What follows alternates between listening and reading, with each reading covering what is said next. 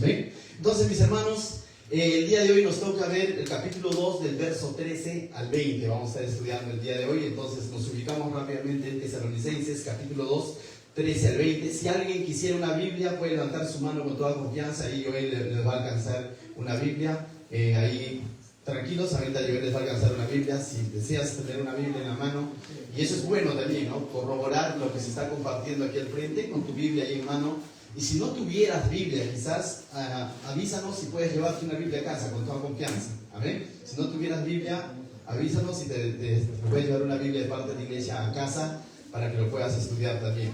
Bien, recapitulamos brevemente. Decíamos que vamos a orar, ¿te parece? Oramos. Amadísimo Dios, te doy gracias, Señor.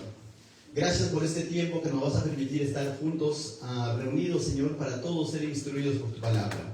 Oramos para que tu Santo Espíritu, Señor, nos guíe, nos redarguya, nos corrija, nos exhorte, nos anime, nos edifique con tu palabra, Señor. Queremos escuchar tu voz y quita toda distracción, toda preocupación de nuestra mente, Señor, y haz de nosotros con corazones enseñables por tu palabra, Señor. En el nombre de Jesús, amén.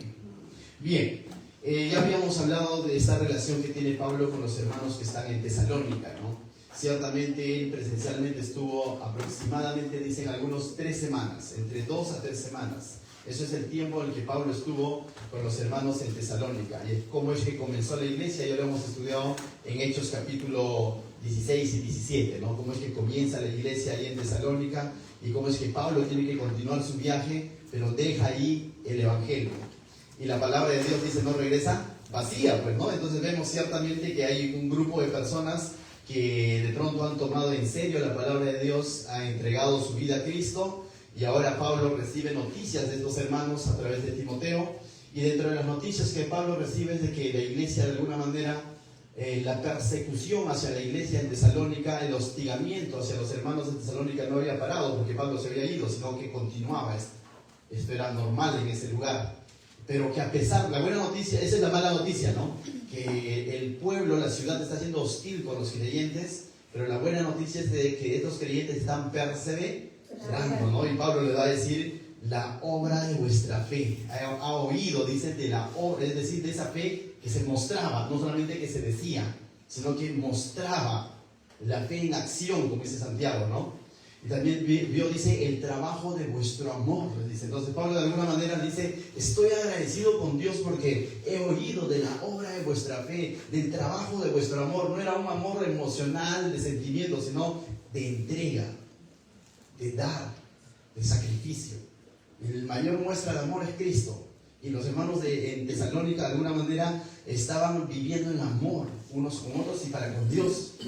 Y también dice de la constancia en la esperanza, de que no eran como el hombre de doble ánimo, ¿no? Inconstante en todos sus caminos. Entonces ellos estaban constantes con la esperanza puesta en Cristo.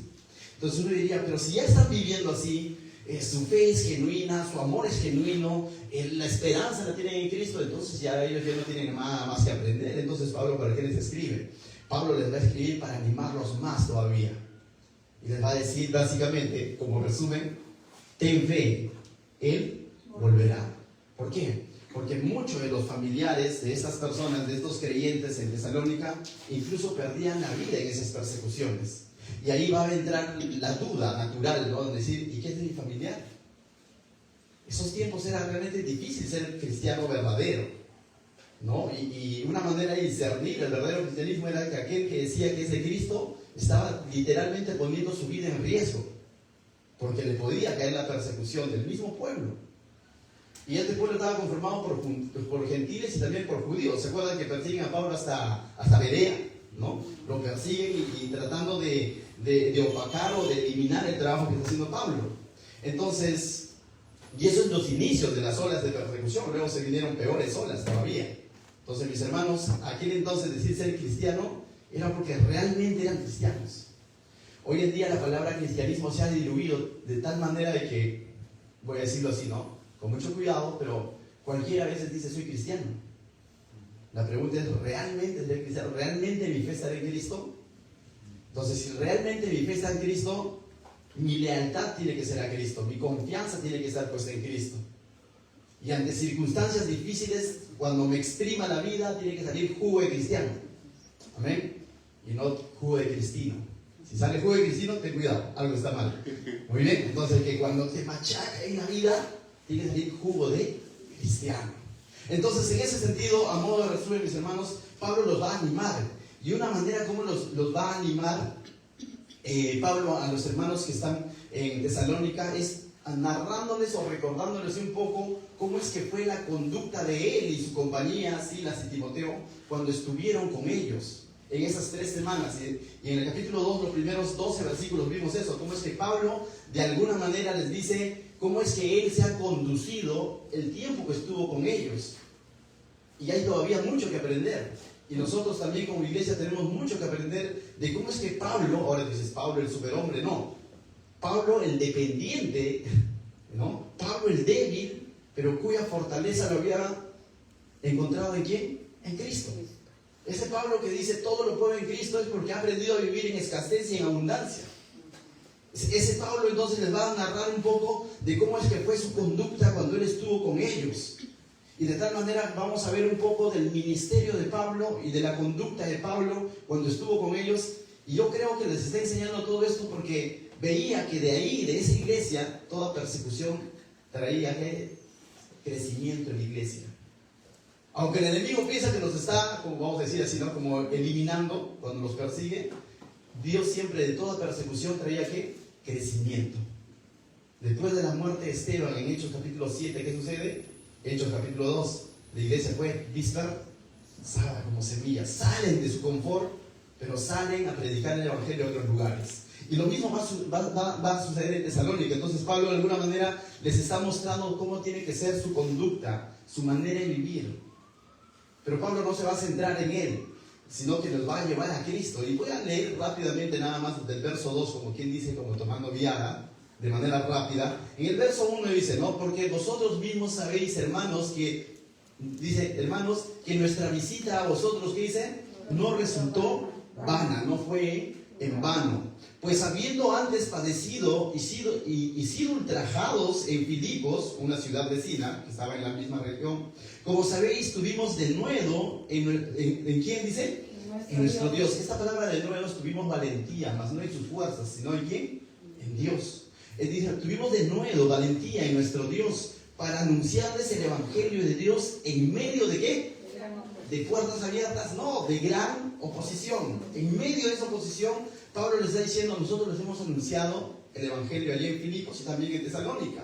Verso 3, porque nuestra exhortación no procedió del error o de error, ni de impureza, ni fue por engaño, sino que según fuimos aprobados por Dios para que se nos confiase el evangelio. Así hablamos, no para agradar a los hombres, sino a Dios, que prueba nuestros corazones. Y básicamente lo que Pablo está diciendo es de que todo lo que él ha hablado ha sido buscando agradar ¿a quién?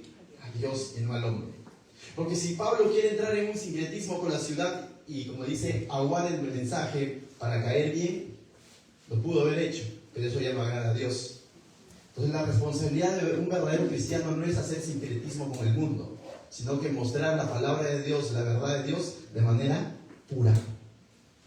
Pablo en otra de sus cartas dice, ¿no? ¿Qué comunión tiene Cristo con Belial? O sea, en eso debemos ser claros. ¿Qué comunión tiene la luz con las tinieblas? Y en ese sentido Pablo les está diciendo, ¿no? De que el evangelio que les ha compartido es puro. Verso 3, porque nuestra exhortación no procedió de error ni de impureza, ni fue por engaño, sino que según fuimos aprobados, ¿por quién? Por Dios, para que se nos confiase el evangelio. Así hablamos, no para agradar a los hombres, sino a Dios, que prueba nuestros corazones. Verso 5, porque nunca usamos las palabras lisonjeras, ¿no? Esas palabras, decíamos, flor, ¿no? Nunca nos floreamos. Entonces la intención de Pablo no era florear a las personas para así ganar más seguidores, sino decirles el evangelio puro, ¿no? Dice, como sabéis, ni encubrimos avaricia, no tenía ningún interés de hacerse millonario ni nada de eso Pablo compara con los hermanos. Dios es testigo, palabras fuertes, pone como testigo a Dios. Verso 6, ni buscamos gloria de los hombres, tampoco Pablo estaba buscando fama. ¿no? Ni buscamos gloria de los hombres, ni de ustedes, ni de otros, aunque podíamos seros carga como apóstoles de Cristo, aunque Él podía presentarse como ¿qué? Como un enviado de Jesucristo, ¿no? Hacer alarde quizás de su título, mas no lo hizo.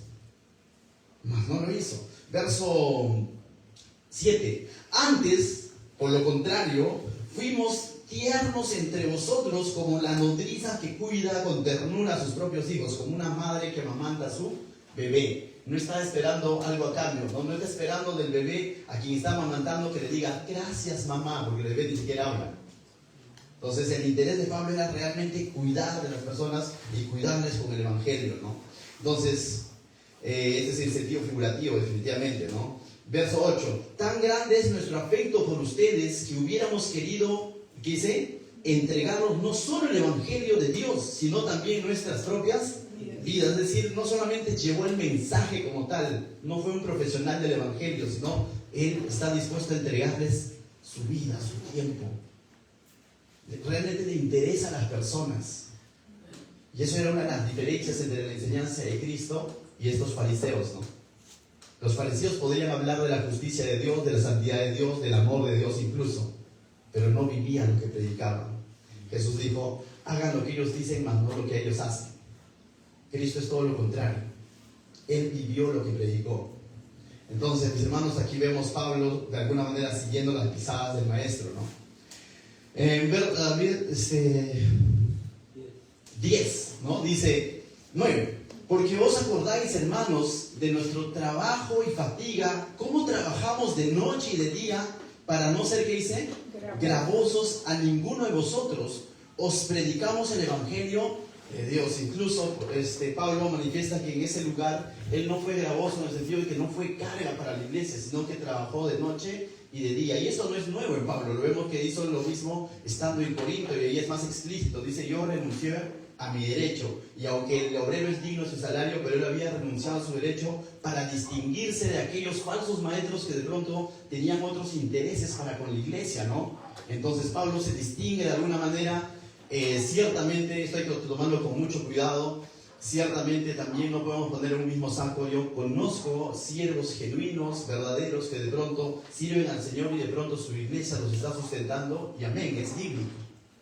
Pero también vemos el ejemplo de Pablo, de que hay situaciones en las que el Señor te ministra de otra manera. El Señor proveyó a Pablo, no lo dejó, le proveyó de un trabajo, y en algún momento lo proveyó a través de otra iglesia, como la de Filipos, por ejemplo. Él trabajando ¿en dónde? En Corinto, ¿no? Entonces, finalmente la confianza no está, voy a decirlo así, ¿no?, en el salario. La confianza tiene que estar en Dios.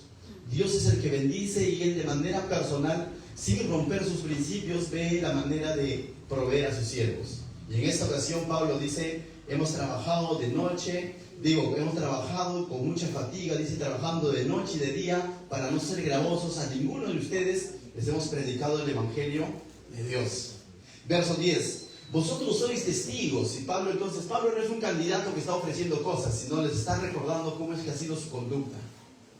Mis hermanos, no se trata de decir voy a hacer esto, sino se trata de decir estamos haciendo esto, estamos viviendo así. Entonces dice 10, ¿no? Vosotros sois testigos. Dios también de cuán santa, justa y irreprensiblemente nos comportamos con vosotros los creyentes. Entonces Pablo está diciendo, ustedes son testigos de cuál ha sido mi conducta cuando estaba con ustedes. Verso 11. Así como también sabéis de qué modo, como el Padre a sus hijos, exhortamos y consolamos a cada uno de vosotros. Aquí pone otra manera de explicarles, ¿no? Que Él los ha visto como padres a hijos, y ha tenido ese cuidado, ¿no? Y al tener ese cuidado como padre a hijo, yo creo que todo padre de alguna manera va a querer dar lo mejor. ¿Para qué? Para sus hijos, ¿no? Y a veces lo mejor incluso es la exhortación, la corrección. No siempre. A veces es afecto, cariño, pero también tiene todo esto, ¿no? Conlleva muchas cosas. Y Pablo dice, lo he hecho. Y lo ha hecho, dice, ¿no? Y dice ahí, exhortamos y consolamos, las dos caras, ¿no? Porque a veces entendemos la palabra exhortación como llamada la atención. No, exhortación en lo más esencial es animar, acompañar a la persona. Y entonces dice 12, y os encargamos que anduvieseis como es digno de Dios, que os llamó a su reino y gloria. Entonces, finalmente ese era el propósito de Pablo, ¿no? Y ahora del verso 13, mis hermanos, comienza diciendo, por lo cual, esto está en hilación a lo que acabamos de resumir, o leerlo quizás, ¿no? ¿Quieres verlo a detalle? Ahí está el video en YouTube. Entonces, ahora dice, por lo cual, va a continuar entonces Pablo su exhortación. Y ahora vamos a ver cuál fue, vamos a decirlo así, ¿no? ¿Cómo es que, por qué Pablo actuó así? ¿Cómo es por qué Pablo vivió así? ¿Será porque era un superhombre? No. Aquí tiene que ver mucho la palabra de Dios. Y si tuviéramos que ponerle un título a esta porción, en mis apuntes le puse los resultados de recibir la palabra de Dios. Todo esto causó en Pablo como resultado de que él recibió el consejo de Dios, recibió la enseñanza. En más de una ocasión le dice explícito, ¿no? Esto me lo enseñó el Señor. ¿Cómo? No sabemos. Pero de que él está atribuyendo de que todo lo que él está enseñando lo recibió ¿de quién? Del Señor. Entonces, mis hermanos, el día de hoy vamos a ver los resultados de recibir la palabra de Dios. Entonces, el verso 13, vayamos juntos entonces. Por lo cual también nosotros, dice, sin cesar, damos gracias a Dios de que cuando recibiste la palabra de Dios que oíste de nosotros, ¿qué dice? La recibisteis no como palabra de hombres, sino según es en verdad la palabra de Dios, la cual actúa en ustedes los creyentes. Muy bien. Entonces Pablo le está diciendo, nosotros les hemos llevado a ustedes la palabra de Dios, y ustedes lo han recibido así, no como palabra de ¿qué? De hombres, sino como palabra de Dios. Realmente, mis hermanos, la palabra de Dios, cuando es tanto del que comparte como que del que recibe, realmente asumimos que es la palabra de Dios pura, va a causar transformaciones en la vida de una persona. Y transformaciones así, voy a decir así, ¿no? Por eso que decimos, la palabra tiene ¿qué? Poder, ¿no? Y realmente cuando uno considera en serio, atesora la palabra, tanto el que enseña como el que recibe, vamos a ver ese fruto, esa transformación, porque la palabra es el que nos limpia, nos lava, nos edifica, ¿no? ¿Y sabes qué? Y eso va a causar un cambio permanente muchas veces, un cambio sostenible. No va a ser entonces un cambio por emoción, no va a ser un cambio de momento, sino va a ser algo sostenido. ¿En alguna vez alguna canción o alguna película te ha impactado? Y tú querías ser como el superhéroe de la película. Sí, pero eso muchas veces es pasajero, ¿no? Yo me acuerdo cuando era niño, o puber, o adolescente, vi una película, ustedes deben acordarse, los más tíos, la película Corazón Valiente, de Mel Gibson, William Wallace. ¡Libertad! Marcó mi vida, o sea, era ¿cómo le llaman eso? Cuando ponías en tu perfil de Messenger, mi Corazón Valiente, ¿no? Entonces, impactó mi vida. Pero ¿sabes qué? No me duró más de un año. O sea, no me duró más de un año, créeme. O sea, hasta ahí llegó. Me di cuenta que no era tan así. Me pasé al libertinaje, ¿no? Entonces, por así decirlo. Entonces, hay cosas que a veces impactan nuestra vida, ¿no? Un consejo, una frase, una enseñanza de un tío, de un primo, de un padre, ¿no? Sí, pero nada como la palabra de Dios. La palabra de Dios realmente, cuando impregna tu corazón, cuando ingresa a tu vida, causa un cambio total. Un cambio que es inexplicable. O sea, ¿cómo sucede? No sé cómo sucede. Y en más de una ocasión, yo creo que la mayoría de los que ya tienen sus años aquí en el Señor pueden dar fe de esto. Vas a causar cambios en tu vida que ni tú mismo lo entiendes muchas veces. Y quieres darle una explicación científica, no vas a poder. O sea, personalmente yo les he contado más de una ocasión, o sea, mi mundo eran números. Números y números y números. Leer para mí era, pero no sé qué hago ahora leyendo Biblia. Y uno de los libros que más he leído es la Biblia, créeme. O sea, y es mi pasión. Si pudieran decir, ¿cuál es tu pasión? Enseñar números, me dicen mis alumnos, ¿no? Profe, porque hablamos a veces, ¿cuál es tu hobby, tu pasión? Y ellos dicen, ya, profe, usted es enseñar matemática. Les digo, créanme que no. Mi pasión es enseñar la Biblia. ¿Cómo? No sé. Porque un tiempo atrás ni por acá pasaba. Ni por acá pasaba. Yo me alucinaba como Jaca en el espacio, ¿no? Quiero ser astronauta. ¿Sí? Pero Dios cambia vidas realmente cuando tú tomas la palabra en serio. Entonces, mis hermanos, esto involucra dos partes. Tanto el que comparte, tengamos mucho cuidado, mucha responsabilidad cuando decimos, esta es la palabra de Dios. Y en ese sentido debemos ser cuidadosos de que cuando enseñamos, realmente el mensaje salga del texto, salga en la Biblia, y no de nuestra propia manera de ver la vida.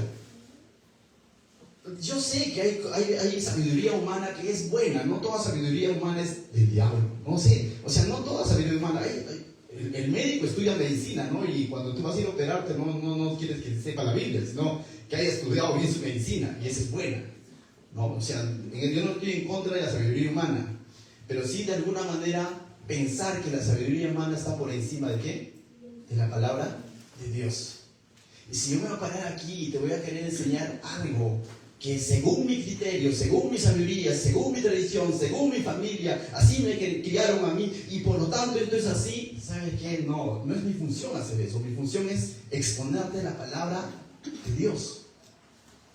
Entonces, eso por el lado de los que compartimos la palabra de Dios, de tener temor de que realmente estamos compartiendo el texto. Ciertamente un testimonio, una ilustración, le pasarles a hablar de la parábola de la rana voladora, eso es solamente una ilustración, no voy a decir en qué parte de la Biblia está. No, esos son ilustraciones, pero que adornan el mensaje, por así decirlo, pero el mensaje, la sustancia tiene que salir ¿de dónde? De la palabra de Dios. Pero por otro lado, también el que escucha, mi hermano, escucha realmente y ora, por eso disponemos nuestros corazones, que lo que está recibiendo es palabra de Dios y tómalo entonces en serio. Tómalo en serio, que no quede acá y de pronto, como decían en el cole, entra por acá y sale por acá, sino que baje acá, que baje a tu corazón y que comience a causar cambios en tu vida. Entonces, cuando ambos hacen su parte, créeme, va a haber cambios. Va a haber cambios. Aquí tengo algunos ejemplos de cómo es que la palabra de Dios actúa en nosotros. Y porque uno dice, no, pero yo ya escuché el Evangelio, ya entregué mi vida a Cristo, entonces ya soy perfecto. No, he sido justificado, he sido salvo, soy hijo de Dios y todo lo demás, pero eso no significa que la palabra de Dios ya no tenga importancia, sigue teniendo importancia. Y mira lo que dice 1 Pedro capítulo 1 verso 23, si deseas lo buscas o lo anotas, dice, ¿no? Siendo renacidos no de simiente corruptible, sino de incorruptible, por la palabra de Dios que vive y permanece, ¿qué dice? Para siempre, ¿no? 1 Pedro 1:23 dice, siendo renacidos no de simiente corruptible, sino de incorruptible, por la palabra de Dios. Mis hermanos, ¿dónde está el Evangelio? La palabra de Dios, a veces uno dice, el Evangelio, Juan 3:16, no. Toda la escritura que fue inspirada por Dios, te lleva a Cristo. Toda la escritura te va a mostrar a Cristo. Cada uno de los libros de la Biblia tú vas a encontrar siempre a la persona de Cristo. Y a veces confundimos que solamente los 4 evangelios, no. Toda la escritura nos muestra a Cristo. Entonces, Santiago 1:21 dice lo siguiente: por lo cual, dice, desechando toda inmundicia y abundancia de malicia, recibid con mansedumbre la palabra implantada, la cual puede salvar, ¿qué dice? Vuestras almas. Entonces, la palabra salva, amén, porque presenta el mensaje de Jesucristo. ¿Nos presenta a quién? A Cristo. Hay algo que a mí me impactó mucho, y hasta ahora me acuerdo. Jesús, esto está en el Evangelio de Juan, lo buscan como tarea, donde dice, ¿no? Y conoceréis la verdad, y la verdad, ¿qué dice? Os hará libre, ¿no? Entonces dice, la verdad me hace libre. Y más adelante tú vas a encontrar donde, ¿quién es la verdad? ¿Quién es el que nos hace libre? Cristo. Ciertamente, la verdad nos hace libre porque nos muestra, ¿quién? A Cristo. El personaje principal, vamos a decir, de esta historia de redención que está narrada aquí en la Biblia, es el Señor. Y Abraham y Moisés, secundarios. Pero el personaje principal es Cristo, porque Él es el que nos va a librar del pecado, es el que nos da salvación. Él es Jesucristo, mis hermanos. Entonces, ¿quieres aprender más de Cristo? no vayas a Netflix, vea la palabra de Dios. Menos a History, porque esos comienzan diciendo, dice que fue así, terminan afirmando algo que dice que era. Y dice que a tiempo el historiador tal dijo tal cosa, y termina afirmándolo, y es así. No te hagas en la mente, no te metas un Cristo de Hollywood, métete al Cristo de la Biblia. ¿Amén? Ahí lo vas a conocer más. El mismo Señor Jesús dijo, ¿no?, que desde Moisés hasta los profetas hablan de ¿quién? De Él. Él es. Y Él es el que va, mis hermanos, a librar a salvar nuestras almas. Y Él es el que nos ha traído salvación. Y eso lo encontramos en la palabra de Dios. Por último, el texto más conocido quizás en torno a la palabra. 1 Timoteo capítulo 3, verso 16. La mayoría creo que incluso se lo sabe de memoria. Dice, toda la escritura es inspirada por Dios y es útil para enseñar, para redarguir, para corregir, para instruir en justicia, a fin de que el hombre de Dios sea perfecto, enteramente preparado para toda buena obra. Entonces la palabra de Dios, mis hermanos, sigue siendo útil. ¿Ya entregaste tu vida a Cristo? La palabra de Dios sigue siendo útil. ¿Para qué?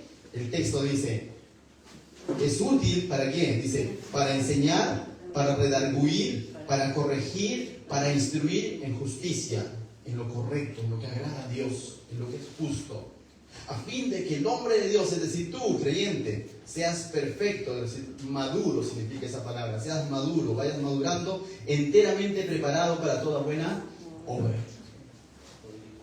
Hay una frase que me encanta: Dios no llama a los capacitados, Dios capacita a los que llaman. Si tú consideras que Dios te está llamando a hacer una obra especial o a cumplir un ministerio especial, el Señor te va a capacitar. No con un sueño, ni tampoco con un coach. Te va a capacitar ¿con qué? Con su palabra. Para eso es útil su palabra. Aún sigue siendo útil, mis hermanos. Yo no soy creyente todavía, es útil para que conozcas el verdadero y puro evangelio, la palabra de Dios. Entonces, como resultado de que ellos habían recibido, volviendo a Tesalónica, el resultado de que ellos habían recibido la palabra de Dios y que Pablo y compañía habían compartido la palabra de Dios, la verdadera palabra de Dios, es que se ha dado todo lo que hemos visto, pues. Eso explica la conducta de Pablo en medio de Tesalónica.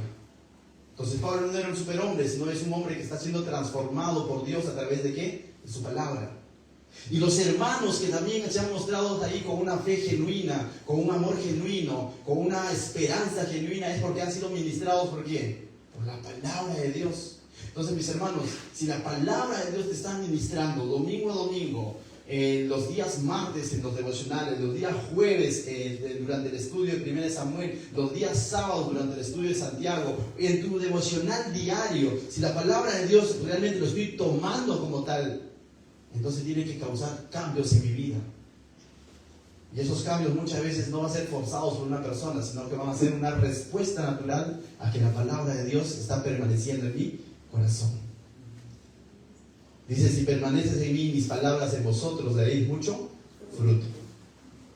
Continuamos. Entonces, Pablo, lo primero que les va a decir es eso, ¿no? En 1 Pedro 2:2, un texto más, anótalo nada más, dice, desead como niños recién nacidos la leche espiritual no adulterada. Y está exhortando a que debe haber un deseo.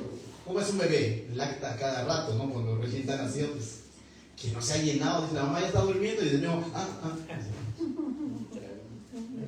Mis hermanos, lógicamente es a modo de figurativo, ¿no? Pero de esa manera debemos de anhelar la palabra de Dios realmente.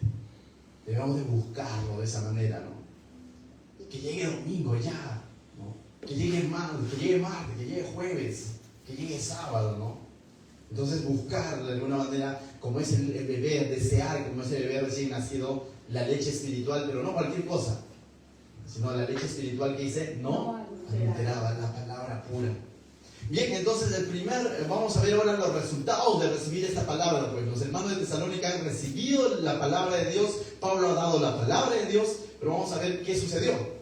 El primer resultado de recibir la palabra de Dios va a ser algo que ni te imaginas, dice. Porque ustedes, hermanos, ¿qué dicen? Veniste a ser imitadores, dice.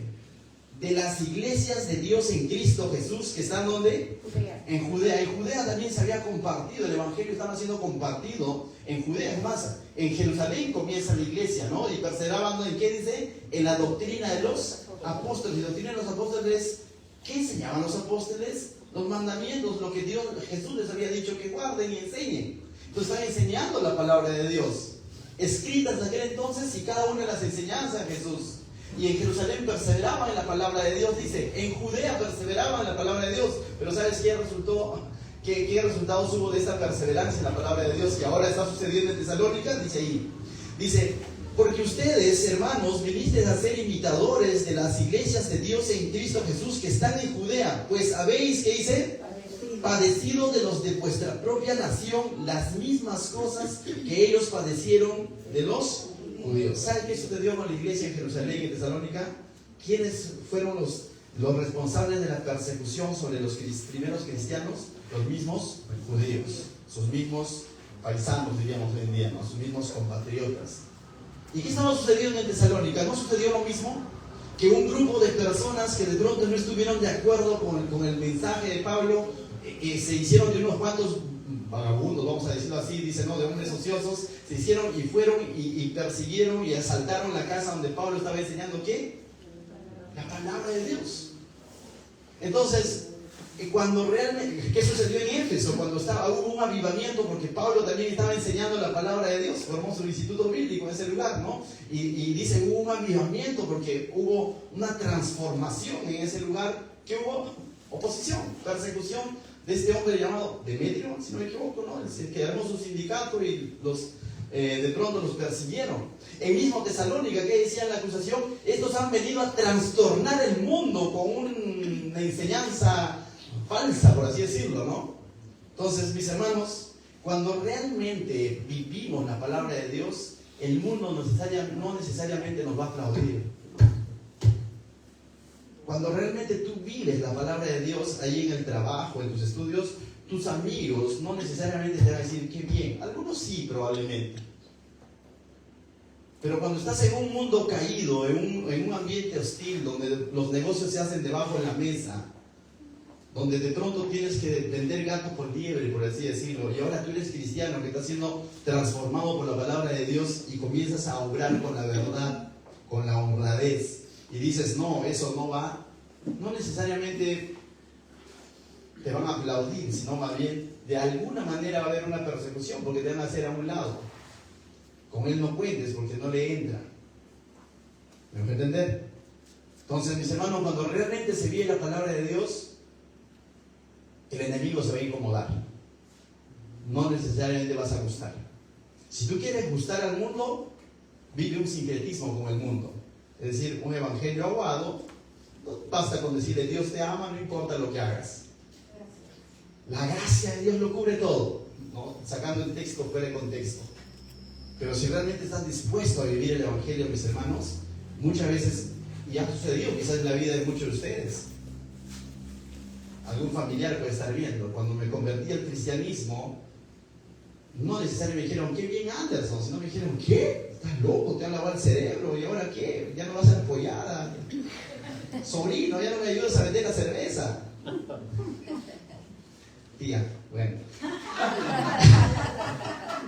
Y de alguna manera causó incomodidad y una especie de persecución en el sentido de decir, bueno, no contamos con él, ¿no? Y una especie quizás incluso a veces de insultos o calificativos, hermanito, te han lavado el cerebro, cosas como esas. A veces incluso son denigrantes en la universidad más, ¿no? En la etapa de los adolescentes, los jóvenes, quizás más todavía, anticuado, retrógrada, ignorante, no sabes que la ciencia... Ahora no me digas que crees que Dios creó el universo en 7 días y la ciencia dice lo contrario, ¿no? Cosas como esas, donde de alguna manera como que se ningunea al cristiano. Es porque ignoran realmente lo que dice el texto, ignoran de quién es Dios. Entonces, mis hermanos, ¿pero eso nos hará retroceder? No. Eso no nos tiene que hacer retroceder en nuestras convicciones, en nuestro denuedo de vivir la palabra de Dios. Porque no solamente estamos para vivir la palabra de Dios el día domingo acá diciendo amén, sino para que tú lo vivas allá en ese mundo hostil. Recuerda, jamás las tinieblas prevalecen sobre la luz. Y puse este ejemplo, ¿no? Prende la luz en tu habitación y no vas a ver que cierra la puerta, a ver si entra la tiniebla. No, es al revés. Cuando está en tiniebla, prendes la luz, ¡plac! Y la luz de Cristo no puede ser vencido por las tinieblas. A donde tú vayas, muestra la luz de Cristo, el verdadero evangelio. Amén. Entonces, el primer resultado de vivir la palabra de Dios, ¿qué fue? Oposición. Buenas noticias, hermanos. Una de las cosas de que estás viviendo la palabra de Dios no siempre va a ser que el mundo te dé like. Muchas veces vas a ser cuestionado. Bajo diversos calificativos, pero no te rindas, continúa. Tu lealtad está con Dios. Pero no dejes de amar a esa persona. La lucha no es contra sangre y carne, contra huestes espirituales. Busca la manera de mostrarle un verdadero cristianismo a esa persona. Le dije de pasada, la mejor venganza es que tu enemigo, ¿qué? Se convierta a Cristo. Amén. Esa es la mejor venganza. No pidas que Dios le mande un rayo, sino que Dios toque su corazón para que ahora te pueda entender por qué vives así. Bien, mis hermanos, verso 15. Los cuales, mira, va a explicar un poco más esta oposición, ¿no? Dice, así como pasó también con los judíos, le está diciendo a los de Tesalónica, la persecución que ustedes están viviendo no es nuevo, ya ha pasado en Judea. Entonces dice, verso 15, los cuales mataron al Señor Jesús incluso. ¿Quiénes mataron al Señor Jesús? ¿Son los culpables? Los judíos, pero no del todo. Aunque Pablo aquí está mencionando a los judíos, pero si seamos, no está exonerando al gentil, ¿no? O sea, porque vemos toda la narrativa, en realidad los culpables son judíos y gentiles, ¿no? Porque es más, la crucifixión, la cruz como tal, no es un castigo judío, porque si hubiese sido netamente judío, hubiese muerto apedreado. Él termina crucificado, es un castigo romano, ¿no? Un gentil. De tal manera que, mis hermanos, no seamos antisemitas, ¿no? Los judíos tienen la culpa. No, Cristo murió por todos. Yo estoy representado, tú estás representado en Pilato, que era un gentil. Tú eres gentil. Tú y yo estamos representados en Barrabás. Tú y yo estamos representados en esa multitud que dijo, Barrabás, que lo libere, y Jesús. Y tú y yo estamos representados en los judíos, que en su religiosidad crucificaron a Jesús, porque a veces somos pecadores religiosos. Entonces aquí no es tanto de que los judíos tienen la culpa, no, Él murió por la humanidad. Todos éramos pecadores. Entonces dice, los cuales mataron al Señor Jesús y sus propios profetas, y a nosotros nos expulsaron, dice Pablo, ¿no? Y no agradan a Dios y se oponen a todos los hombres. Ciertamente ese es cómo fue la conducta de los judíos desde que Cristo dice ser el Hijo de Dios. Desde que Cristo comienza a perdonar pecados y no paró la persecución cuando Cristo fue a la cruz, sino continuó. La persecución continuó sobre todo aquel que profesaba la fe en Cristo. Y ahí viene la persecución de los cristianos.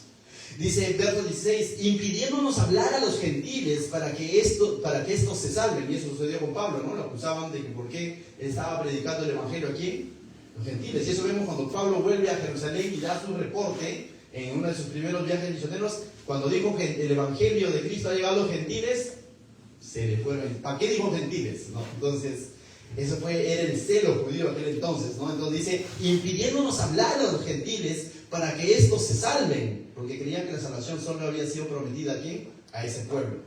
Así colman ellos siempre dice, la medida de sus pecados, pues vino sobre ellos la ira hasta el extremo. Bien, entonces mis hermanos, Pablo básicamente en resumen le está diciendo a los hermanos de Tesalónica, no les está prometiendo, chicos, a ustedes va a ir bien. Si viven la palabra de Dios, todo va a ser Disneylandia, no le dice eso, ¿no? O sea, le está diciendo, si viven la palabra de Dios, es muy probable que haya oposición, porque lo hubo también en Judea, donde comenzaron a vivir la palabra de Dios. Entonces, mis hermanos, la primera noticia que el Señor tiene esta noche es eso. Ah, pastor, qué pesimista. No, es ser bíblicos. Pero no solo eso causa la palabra de Dios. Verso 17. Va a traer más resultados la palabra de Dios. Pero, esos peros a mí me encantan, porque como que son esa bisagra que está al otro lado, ¿no? Pero, vamos a ver. Pero nosotros, hermanos, separados de ustedes por un poco de tiempo, lógicamente no estaban juntos, ¿no? Pablo continuó con su viaje. Dice, de vista, pero no de corazón, dice, es decir, de corazón los tenían ahí en su corazón, ¿no? Estaban separados por distancia, mas no de corazón, dice. Tanto más procuramos con mucho deseo verlos, dice, vuestro rostro. Y usa una palabra clave aquí, Pablo, hermanos. Lo que está diciéndoles, chicos, va a ser duro muchas veces la oposición, pero ¿sabes? Tienes una familia, no estás solo. Y eso es una cosa que ocurre cuando uno se convierte a Cristo, mis hermanos. Quizás cierto círculo de amigos, compañeros, se puedan alejar cuando tú vivas un cristianismo genuino, probablemente. Pero sabes también, Dios te provee de una familia, Dios te provee de hermanos, Dios te provee de una iglesia, ¿por qué no decir de una iglesia local? Donde vas a encontrar compañía, ánimo, no perfección, porque todos vamos a tener nuestras imperfecciones, vamos a decirlo así, pero donde vas a encontrar cristianos genuinos, al igual que tú, que están buscando de Dios, y nos vamos a animar unos a los otros, nos vamos a edificar los unos a los otros. Y Pablo lo está diciendo, aunque estamos separados, dice, pero de corazón, ahí lo tenían, ¿no? Y procuramos verlos nuevamente, ¿no? Eso es hermoso, ¿no? Saber que hay hermanos que están orando por ti. Si en algún momento alguien pasa una necesidad, ahí viene la importancia, ¿no? Hazlo saber, mi hermano. Todos los martes se junta un grupo de hermanos a orar por tus necesidades. No estás solo. Y si hay algo más que podamos hacer, lo haremos. Pero cuenta con tu familia espiritual, con tu familia que es la iglesia. Hoy mismo hablamos, ¿no?, de Marianita, Flor, que vienen de tan lejos y pareciera que los conocíamos años, ¿no?, desde que hemos sido pequeñitos, algo así, pero no, si ellos son mayores que nosotros. Pero igual, ¿no? Te das cuenta, enterarte que hay personas que están orando por ti. Enterarte que hay personas que... ¿Sabías que tú eres el resultado de muchas oraciones? Que hay personas que han orado por ti. Que antes de que vengas al cristianismo, alguien compartió en su iglesia y dijo, tengo un vecino, tengo un primo que lo estoy invitando y está pasando una situación de salud o de trabajo, algo así, ¿no? Y yo, ayúdenme a oración. Yo me enteré de eso, que cuando ya estoy en la familia del Señor, me enteré que hermanos habían estado orando por mí, porque alguien dijo, estoy invitando a un jovencito por ahí. Entonces, mis hermanos, tienes una familia. Cuando vives realmente, recibes la palabra, recibes el evangelio, eres una nueva criatura, pero no estás solo. Amén. No te aísles. Tienes una iglesia donde puedes crecer y servir. No solamente recibir, sino también dar tiempo, amor, compañía, oración y muchas cosas más. Entonces, el primer resultado, oposición. Segundo resultado, tienes una familia. Amén. Verso 18. ¿Qué más? Dice, por lo cual quisimos, dice, ir, ¿a dónde? A vosotros. Yo, Pablo, ciertamente, una y otra vez, ¿pero qué? Pero Satanás, no sé, Satanás, cuando realmente se está viviendo la palabra de Dios, va a meter su cola. Va a querer, como dice Pablo ahí, nos estorbó, ¿no? Entonces, pero lo interesante es que Pablo no se va a pelear con Satanás. Si continuamos luego estudiando en el libro de Hechos, vemos que finalmente Pablo nuevamente llega a Tesalónica, ¿no? Va a llegar a ir, finalmente, bueno, finalmente se va a cumplir en la voluntad de Dios. Dios es soberano. Satanás va a tratar de impedir muchas veces cuando tú vives la palabra de Dios, va a querer meter su cola, pero sabes que tu función no es pelearte con Satanás, tu función es someterte a Dios. Y él dice, y resistir al diablo, y él sacará la cola. Pero si tú te lo quieres bloquear en tus fuerzas, no se trata de eso. Sométete a Dios y resiste al diablo, y él huirá. Es decir, tú sigues haciendo lo que el Señor te ha mandado a hacer. Tú sigues viviendo la palabra en tu vida. A pesar del estorbo, a pesar de la oposición, finalmente Dios va a reinar. Finalmente Dios va a sacar adelante sus planes. Porque dice, porque los que aman a Dios, todas las cosas le ayudan a bien. ¿Y qué es amar a Dios? Guardar su palabra. Lo dijo Jesús, ¿no? El que me ama, guarda mi palabra. A los que guardamos la palabra de Dios, todas las cosas nos ayudan a bien. Y entiéndelo bien, no dice que te va a ir recontra bien en todo, sino aún en esos momentos difíciles te va a ayudar a qué? A bien. Continuamos. Verso 19. Otro resultado de recibir la palabra. Dice, ¿por qué? Dice, ¿Cuál es nuestra esperanza, o gozo, o corona de que me gloríe? Pablo está diciendo, yo no estoy buscando gloriarme, ¿no? O sea, luego dice, ¿no lo sois vosotros delante de nuestro Señor Jesucristo en su venida? Y es interesante, dice, vosotros sois, ¿qué dice? Nuestra gloria y gozo. Pablo está diciendo, si hay algo que podemos presentarle al Señor para glorificar a Dios, ¿qué es? Las vidas transformadas de los hermanos de Colosas, o Tesalónica, perdón. Entonces, mis hermanos, si hay algo que nosotros podemos presentarle al Señor, es a esas personas a quien el Señor te hizo partícipe quizás de que seas tú quien le compartió la palabra.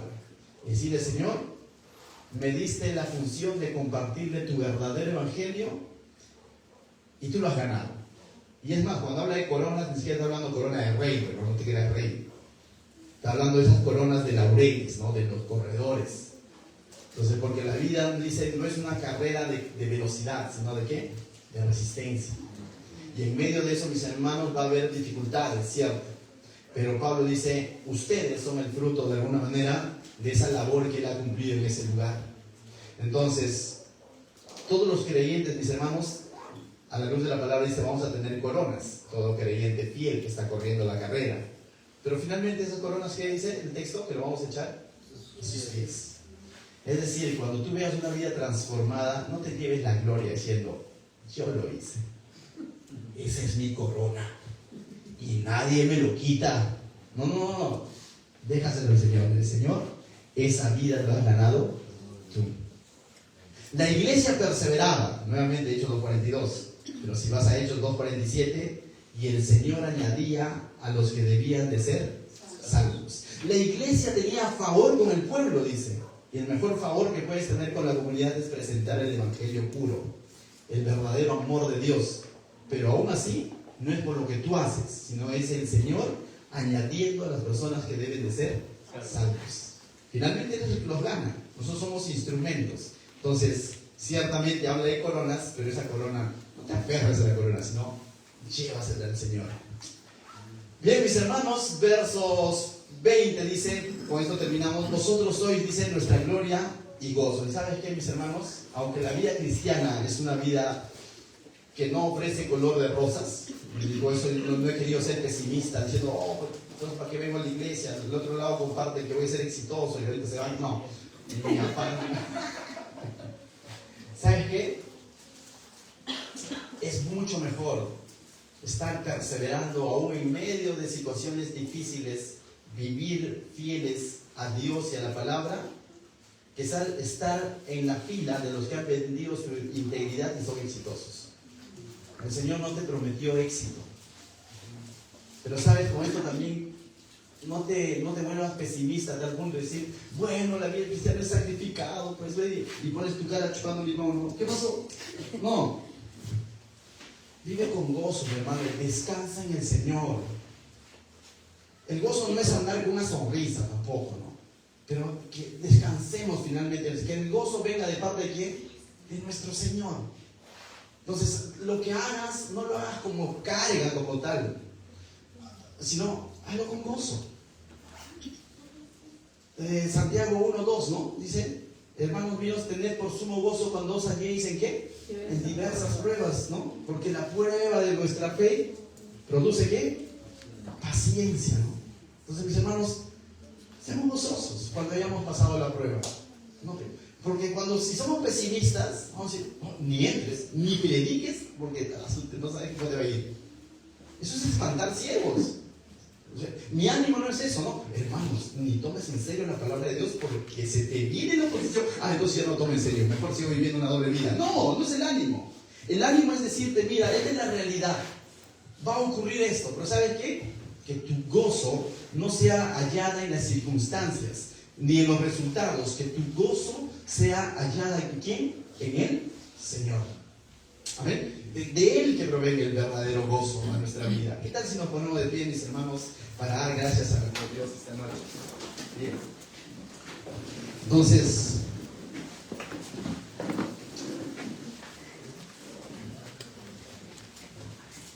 Padre, te doy gracias, Señor, esta noche. Gracias por tu preciosa palabra, Señor. Gracias porque nos muestra, Señor, la importancia de tu palabra. Cuando los hermanos de Tesalónica tomaron en serio tu palabra, Señor, sus vidas fueron transformadas. Su entorno fue trastornado, Señor. Su entorno fue transformado, Señor. Muchos se convirtieron a ti, muchos vinieron a ti, pero muchos